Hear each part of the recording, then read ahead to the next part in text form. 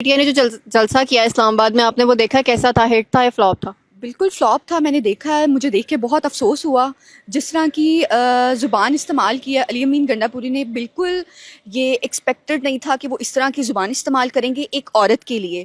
تو دوسری طرف اگر دیکھا جائے تو وزیر اعلیٰ پنجاب ہیں جو خواتین کے لیے دن رات کام کر رہی ہیں ان کو بااختیار بنانے کے لیے, اور ایک طرف وزیر اعلیٰ KP کے ہیں جو دن رات صرف انتشار پھیلا رہے ہیں, اور ان کو یہ نہیں پتا کہ انہوں نے کیا کرنا ہے کیا نہیں کرنا, کچھ کام کا نہیں پتا ہے. جسٹ ان کو یہ پتا ہے کہ میں نے کس طرح سے بولنا ہے, ایک عورت پر کس طرح کی زبان استعمال کرنی ہے.